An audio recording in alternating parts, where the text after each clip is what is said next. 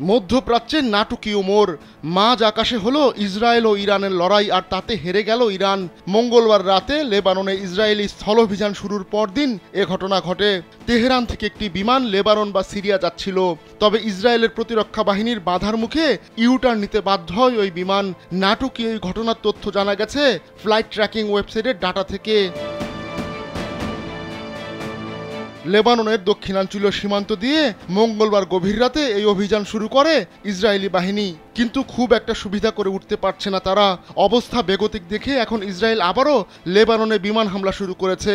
ইসরায়েলের প্রতিরক্ষা বাহিনী লেবাননে তাদের এই অভিযানকে সামরিক ব্লকেড হিসেবে বর্ণনা করেছে।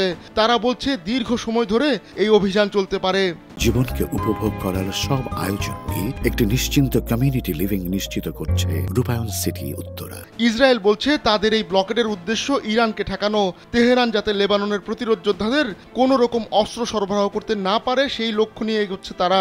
আর এজন্য লেবানন ও সিরিয়ার মধ্যবর্তী সব সামরিক ক্রসিংয়ে হামলা চালিয়েছে ইসরায়েল। তাদের হামলার লক্ষ্যবস্তু হয়েছে একটি টানেলও। এছাড়া একটি বেসামরিক ক্রসিংয়ে হামলা করেছে তেল আবিব। বেসামরিক ব্যক্তিরা চলাফেরার জন্য ওই ক্রসিং ব্যবহার করে থাকেন, তবে ইসরায়েলের দাবি লেবাননের প্রতিরোধ যোদ্ধারাও ওই ক্রসিং ব্যবহার করছিল। এরপরই সেটি লক্ষ্য করে ইসরায়েল হামলা চালায়। এমনকি বৈরুতের বেসামরিক বন্দর দিয়েও যেন ইরান কোনো অস্ত্র পাঠাতে না পারে সে ব্যাপারে সতর্ক করে দিয়েছে ইসরায়েল।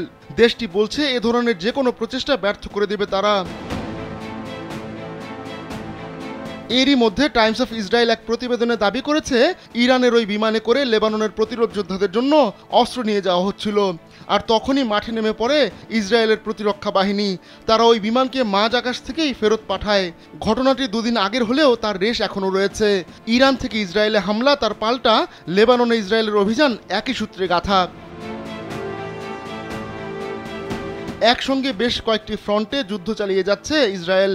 গাজায় 1 বছর ধরে অভিযান চালাচ্ছে তারা, পাশাপাশি লেবাননেও শুরু করেছে স্থলাভিযান। সিরিয়া, ইরাক ও ইয়েমেনেও নিয়মিত বিরতিতে চলছে ইসরায়েলের আগ্রাসন। এত সবের মধ্যে ইরানের সঙ্গে বড় যুদ্ধে জড়িয়ে পড়ার শঙ্কা তৈরি হয়েছে। অবশ্য যুদ্ধের এই খেলা বেশ তাড়িয়ে উপভোগ করছে ইরানও। প্রক্সিদের দিয়ে ইসরায়েলের নাভিশ্বাস তুলে দিয়েছে দেশটি।